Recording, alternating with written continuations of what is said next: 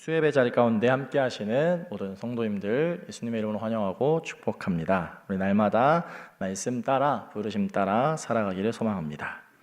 우리 6월은 호국 보훈의 달입니다. 지난 6월 6일은 현충일이었습니다. 우리가 늘 나라와 민족을 위해서 기도해야 합니다. 특별히 이 남은 한 달을 나라와 민족을 위해서 더 열심히 기도할 수 있기를 소망합니다. 호국 보훈의 달을 맞아서 특별히 어떤 말씀으로 은혜를 나누면 좋을지를 기도하면서 준비하는 중에 오늘 말씀으로 함께 은혜를 나누고자 합니다. 말씀의 제목은 하루 3번입니다. 우리에게 주어진 시간, 이 시간을 어떻게 아끼고 믿음 있는 자로 지혜 있는 자로 살아갈지 말씀을 통하여서 깨닫고 결단할 수 있기를 예수님의 이름으로 소망합니다. 제가 고등학생 때 저희 교회 친구들과 성경에 나오는 사람들 중에서 가장 완벽한 사람이 누구일까 하는 이 토론을 나누었던 기억이 있습니다. 아브라함을 비롯해서 요셉, 모세, 여호수아, 사무엘, 다윗, 솔로몬 이런 다양한 사람들이 나왔습니다. 그런데 이 질문에 대한 답은 저는 그때도 그랬고 지금도 여전히 변하지 않았습니다. 저는 다니엘이 가장 먼저 떠올랐습니다. 다니엘은 어린 나이에 타국에서 생활하였다는 점에서 요셉과 비슷하였고 또 바벨론에서부터 바사에 이르기까지 이 한 나라가 왕조가 뒤바뀌었음에도 불구하고 그는 여전히 총리의 자리에 있었던 사람이었습니다. 저희 학생 때 중고등학생 자녀를 둔 부모님들 사이에서 굉장히 많은 인기를 끌었던 유행했던 책이 있습니다. 바로 다니엘 학습법이라는 책입니다. 공부를 어떻게 해야 되는지 그리스도인으로서 바른 공부법이 무엇인지를 담고 있습니다.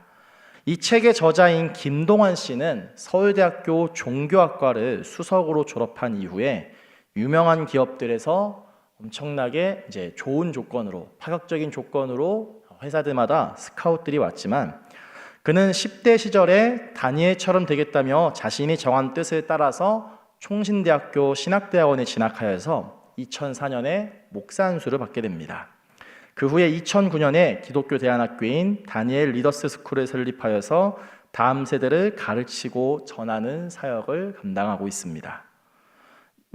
이처럼 다니엘은 학문적으로 굉장히 탁월하고 대단한 사람이었습니다. 그런데 그것보다도 더 놀라웠던 것은 그의 인생 태도와 가치관이 하나님 중심을 향하고 있었다는 겁니다. 다니엘서 1장 8절의 말씀은 소년 다니엘이 하나님 앞에서 어떻게 살지를 결단하는 내용을 담고 있습니다. 다니엘 1장 8절의 말씀입니다. 다니엘은 뜻을 정하여 왕의 음식과 그가 마시는 포도주로 자기를 더럽히지 아니하리라 하고 자기를 더럽히지 아니하도록 환관장에게 구하였다고 말씀합니다. 어린 다니엘은 바벨론의 포로로 지금 끌려와 있습니다. 그렇지만 그 가운데서 그는 하루하루 살게 급급한 것이 아니라 분명하게 어떻게 살아갈지 이 뜻을 분명히 정했다는 겁니다. 다니엘이 정한 그 뜻은 하나님 중심으로 살아가겠다는 겁니다. 다니엘은 지금 패전국 유다의 소년 포로에 지나지 않습니다.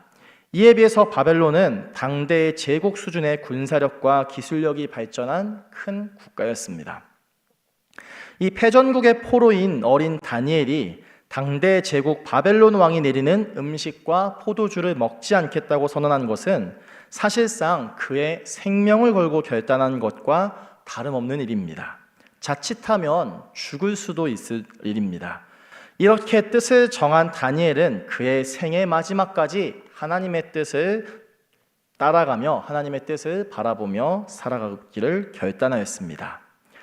여기서 다니엘이 대단한 것이 그는 영적으로 깨어 있었고 또 도덕성에서도 흠잡을 곳이 없었고 지적으로도 굉장히 탁월하였다는 겁니다. 오늘날로 따지면 육각형의 사람이라고 합니다. 육각형, 모든 것이 빠지는 것 없이 완벽한 사람을 두고 일컫는 표현인데요. 이 다니엘은 그 무엇을 어디를 내놔도 부족한 것이 없었다는 겁니다. 그래서일까요?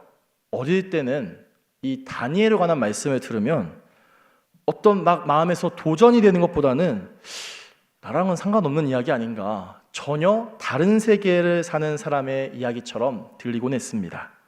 그렇기에 저는 이 성경의 인물 중에 다니엘이 가장 완벽에 가까운 사람이라고 생각해왔고, 앞으로도 이 생각은 특별한 일이 생기지 않는 한 변하지 않을 것 같습니다.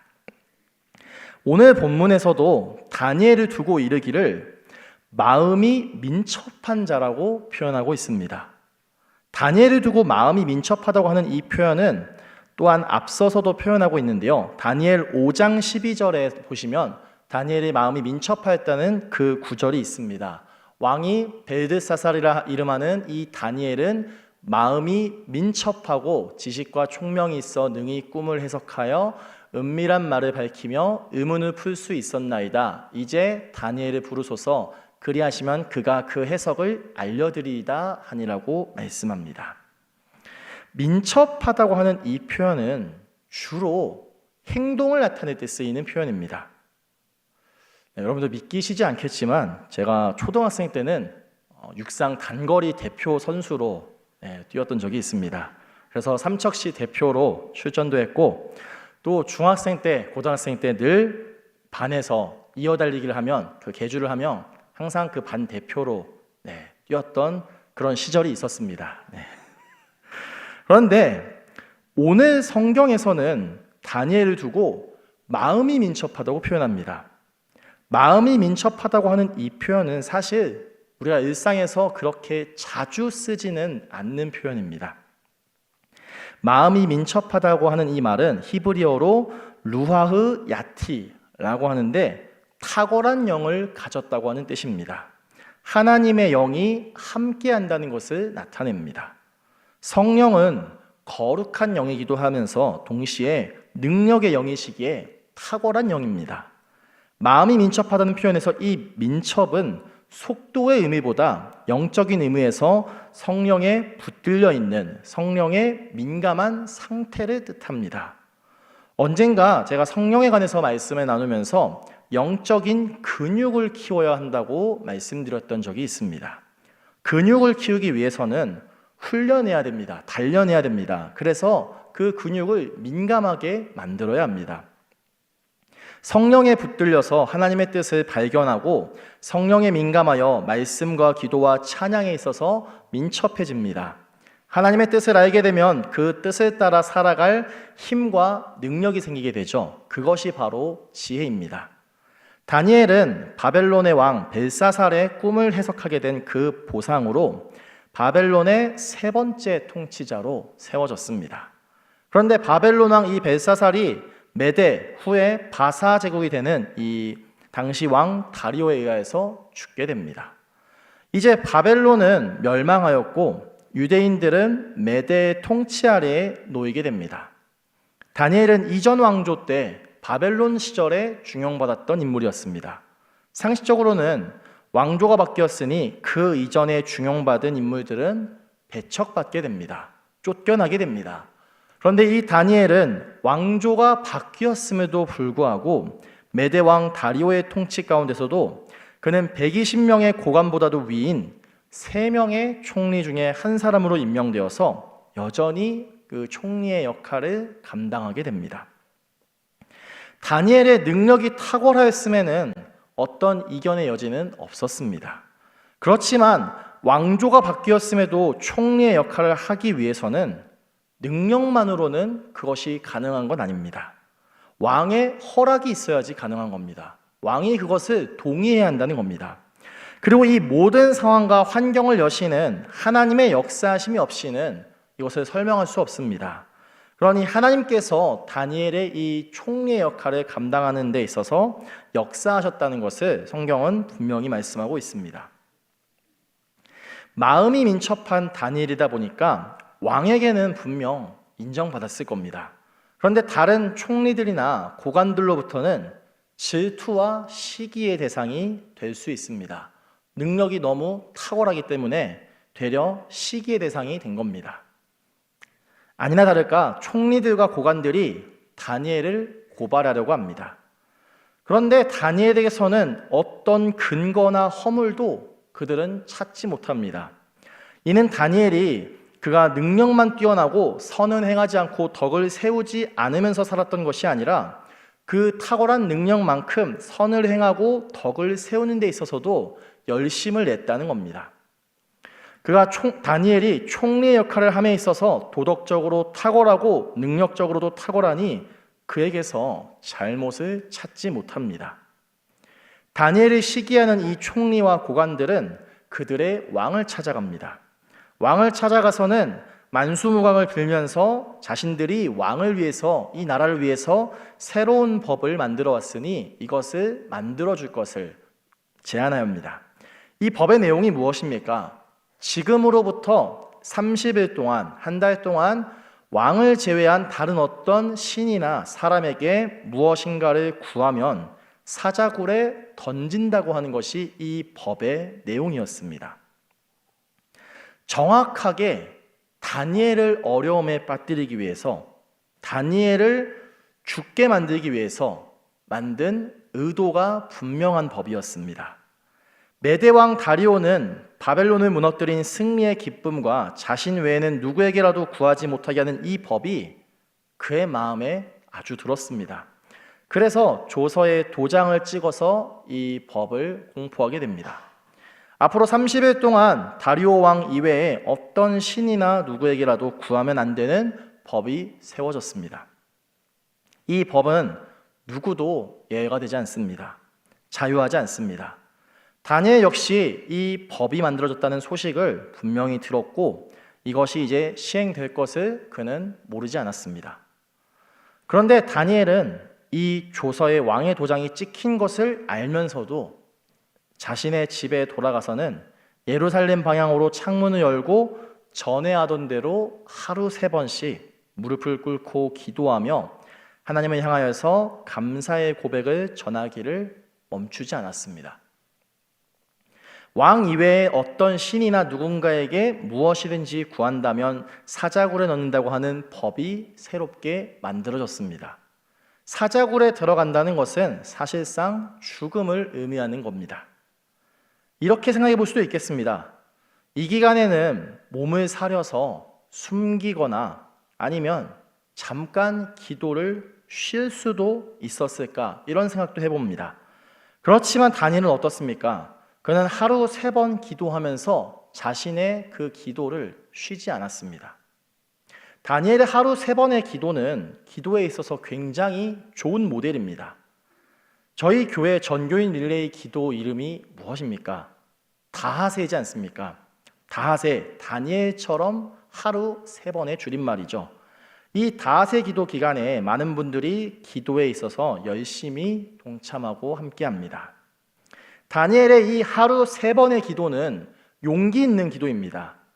어려움 속에서 우리는 연약하여서 좌절하고 낙심하여서 마음을 빼앗기기가 쉽습니다. 마음을 지키기가 쉽지 않습니다. 이 어려움에 빠졌을 때 마음을 지키고 승리하기 위해서 기도해야 합니다. 어려움에 빠졌을 때 우리가 반드시 기억해야 할 것은 그 어려움을 하나님께서 우리 혼자 두지 않으신다는 겁니다. 작년 2024년 동안 가장 많이 들었던 이 찬양의 가사 중에 찬양 중에서 예라머십의 혼자 걷지 않을 거예요라는 찬양이 있습니다. 이 찬양의 가사에는 하나님의 이름이나 예수님, 성령님 그 어떤 이름도 나타나지 않습니다. 그렇지만 이 찬양의 가사는 그리스도인들 뿐만 아니라 비그리스도인들에게도 많은 위로를 전하였습니다. 이 찬양을 가장 많이 들었다는 것은 그만큼 우리 사회가 지쳐있고 힘들어하는 사람들이 많이 있었음을 나타냅니다. 하나님께서는 지치고 힘들어하는 우리를 그냥 두지 않으십니다. 반드시 지켜주시고 보호하시고 무엇보다도 함께 하신다는 겁니다. 네, 가요 이야기를 해서 좀 죄송한데요. 개인적으로 제가 사랑 그놈이라는 노래를 좋아합니다. 2009년에 나온 이 바비킴의 노래인데요. 이 노래 가사 중에서 사랑해 또 사랑해 제멋대로 왔다가 자기 마음대로 떠난다는 이 가사가 있습니다. 근데 이 가사가 마치 하나님께서 우리를 향한 그 마음과 말씀처럼 느껴지게 됩니다. 그래서 한동안 이 노래를 들었고 지금도 가끔 이 노래를 듣곤 합니다. 지쳐있고 힘들어졌을 때 우리는 이 세상에 혼자 있는 것만 같다는 그런 생각에, 그런 착각에 빠지곤 합니다. 누구도 내 어려움을 알지 못하고 누구도 나를 이해할 수 없을 것이라는 그런 좌절에 빠지게 됩니다. 제가 상담대학원에서 공부했을 때 상담의 시작은 그 사람의 곁에 함께 머무는 것에서부터 그것이 시작이라는 그 가르침이 기억에 남습니다. 상담에 있어서 어떤 기술이나 이론보다도 함께 하고자 하는 그 태도가 더 중요하다는 겁니다. 우리 다니엘의 삶을 한번 살펴보겠습니다. 같이 일하는 총리나 고관들에게 질투와 시기의 대상이 된 그 상황을 다니엘이 몰랐겠습니까? 그렇다면 그 상황이 다니엘에게 있어서 마냥 편한 그런 상황이었겠습니까? 이 질투와 시기를 배경으로 만들어진 법에 대해서 다니엘이 알았을 때 그는 어떤 생각이나 감정의 동요가 전혀 없었겠습니까? 자칫 잘못하면 생명에 지장을 줄 수 있습니다. 총리의 지위나 권한이 아무리 많고 높다고 하더라도 생명을 잃게 된다면 그것이 대체 무슨 소용이 있겠습니까? 분명히 심정적으로 다니엘도 괴로워하였을 겁니다. 그렇지만 그렇기에 그는 오히려 하나님께 기도하였고 하나님을 찾습니다. 어려운 상황 가운데서 다니엘은 다시 힘주시고 용기를 주실 그 하나님을 향하여서 기도합니다. 우리 다니엘처럼 어려움 가운데서 하나님을 구하고 찾는 용기 있는 기도로서 승리할 수 있기를 예수님의 이름으로 간절히 소망합니다. 다니엘의 하루 3번의 기도에서 우리가 주목해서 볼 표현이 하나 있습니다. 전에 하던 대로입니다. 전에 하던 대로 규칙적인 습관에 따른 기도라는 겁니다. 자칫하면 자신의 생명이 위험할 수 있는 이 상황 가운데서 다니엘이 그가 하루 3번 기도할 수 있었던 이유는 그가 그렇게 기도하는 것을 늘 해왔기 때문이라는 겁니다. 17세기 프랑스의 유명한 철학자 파스칼은 습관은 제2의 천성으로 제1의 천성을 파괴한다는 말을 남겼습니다. 타고난 성격을 두고 천성이라고 하는데 타고난 성격, 본성보다도 우리가 반복해서 하게 되는 말과 행동, 품게 되는 마음과 생각, 이 습관이 모이다 보면, 습관이 쌓이다 보면 그것이 천성보다도 더 많은 영향을 준다는 겁니다. 다니엘이 하루 3번 기도한 것은 다리오 왕 외에 어느 신이나 누구에게나 절하고 구하기를 금지한다는 이 법이 세워지기 한참 이전에 그는 이미 이렇게 기도하고 있었습니다. 이 법령이 세워져서 그가 갑자기 이렇게 기도한 게 아니라는 겁니다. 다니엘의 하루 3번의 기도는 습관에 따른 기도였습니다. 습관에 따라 기도한 가장 좋은 모델이 바로 누구입니까? 예수님이지 않습니까? 올해 우리 수원교회 표어 습관을 따라, 이 습관이 바로 누구의 습관입니까? 예수님의 습관이지 않습니까? 예수님께서 종교 지도자들과 군인들로부터 잡히시기 직전에 그가 마지막에 하셨던 행동이 무엇이었습니까? 원망하는 것이었습니까? 한탄하는 것이었습니까? 기도하는 것이었습니다. 누가복음 22장 39절에서 누가복음의 저자 누가는 예수님의 기도를 이렇게 기록합니다. 예수께서 나가사 습관에 따라 감람산에 가심에 제자들도 따라갔더니, 이렇게 말씀합니다. 생명에 관한 그 다급한 상황에서 예수님께서 마지막으로 기도하셨습니다. 그리고 예수님께서 하셨던 이 기도가 어느 날 갑자기 마지못해서 다급해지니까 그래서 기도한 것이 아니라 예수님은 늘 그렇게 기도하셨던 겁니다. 다니엘처럼, 예수님처럼 습관을 따라 기도의 습관으로 기도하여서 하나님의 뜻을 구하고 깨달음을 얻을 수 있기를 예수님의 이름으로 소망합니다. 마지막으로 다니엘의 하루 3번의 기도는 감사의 기도였습니다. 앞서 다니엘의 상황에 대해서 말씀드렸습니다. 총리들과 고관들에 의해서 시기와 질투를 계속받게 됩니다. 그리고 그 시기와 질투의 정도는 그의 생명을 위협하는 수준에까지 이르는 법이 만들어졌습니다. 한마디로 위기였고 역경 가운데 놓인 다니엘의 상황입니다. 그런데 그가 하나님께 기도하기를 어떻게 했다고 말씀합니까? 감사하면서 기도했다고 성경은 기록하고 있습니다. 감사하기가 쉽지 않은 상황에서 다니엘이 그가 감사를 고백할 수 있었던 이유가 무엇이었습니까? 세상에는 굉장히 다양한 수많은 가치들이 있습니다. 사람마다 중요하게 여기는 가치가 다를 겁니다. 같지 않을 겁니다. 저에게 있어서 가장 중요하게 여기는 가치는 바로 이 감사입니다. 저는 감사의 태도를 믿음의 태도라고 여깁니다. 믿음은 우리가 눈에 볼 수 없습니다. 우리의 눈에 보이지 않습니다. 그렇기에 이것을 감히 판단할 수 없습니다. 다만 저는 이 믿음의 태도가 감사의 태도로서 나타난다고 본다는 겁니다. 우리의 신앙에 있어서, 생활에 있어서 감사하지 않을 이유가 어디 있습니까? 우리가 많이 들었던 찬양 가운데 은혜라는 찬양이 있습니다. 이 찬양의 후렴 가사의 내용이 무엇입니까? 모든 것이 은혜, 은혜, 은혜, 한없는 은혜, 내 삶에 당연한 건 하나도 없었던 것을 모든 것이 은혜라고 이렇게 고백합니다. 우리가 감사하지 못하는 가장 큰 이유는 당연하게 여기기 때문입니다. 당연하게 여겨지는 이유는 익숙하기 때문입니다. 늘 받아왔고, 늘 가져왔고, 늘 누리고 있기 때문에 그것이 익숙하고 당연하게 여겨지는 겁니다. 그런데 당연한 건 없습니다. 만약 당연하게만 여기면서 살아간다면 이 세상은 감사할 것이 하나도 없습니다. 전혀 없습니다. 당연하다면 감사하지 못하게 됩니다. 그리고 감사는 내가 지금 누리고 경험하고 가진 이 소유가 아니라 우리의 존재로서 해야 합니다. 감사의 크기는 소유의 크기가 아니라 존재의 크기라는 겁니다. 우리는 모두 죽을 수밖에 없는 죄인들입니다. 그렇지만 예수님께서 우리를 위해서 희생하셨고 다시 사셨고 그로 인해서 죄인에서 하나님의 자녀라고 하는 이 신분으로 회복시켜주지 않으셨습니까?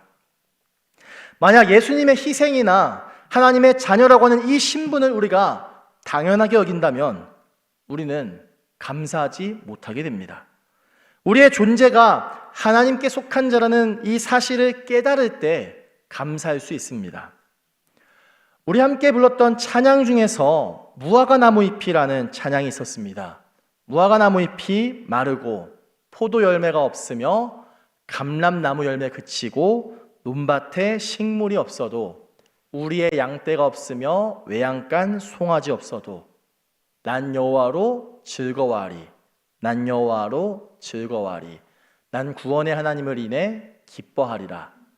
네, 이것이 이 무화과 나무 잎이 마르고의 찬양의 전체 가사입니다. 이 찬양은 굉장히 신나는 멜로디입니다. 그런데 그에 비해서 가사의 내용은 그렇지 못합니다. 하박국 선지자의 이 신앙 고백을 배경으로 만들어졌는데 아무것도 없는 이 절망적인 상황 가운데서 그가 기뻐할 수 있는 이유를 무엇이라고 합니까? 여호와로 인하여서, 구원의 하나님으로 인하여서 그가 즐거워하고 기뻐할 수 있다고 고백합니다. 우리 함께 이 시간 마지막으로 예레미야 33장 3절의 말씀 함께 읽겠습니다. 함께 읽습니다. 너는 내게 부르짖으라. 내가 내게 응답하겠고 내가 알지 못하는 크고 은밀한 일을 내게 보이리라. 아멘. 여기서 부르짖는 것이 바로 기도하라는 거죠. 다니엘처럼 용기를 따라 습관을 따라 감사함으로 기도하여서 하나님께서 우리에게 응답하시고 크고 놀라운 방법으로 역사하실 것을 기대하며 기다리며 선한 싸움 가운데서 승리하며 살아가는 저와 여러분 우리 모든 수원교회 성도님들 될 수 있기를 예수님의 이름으로 간절히 축원합니다.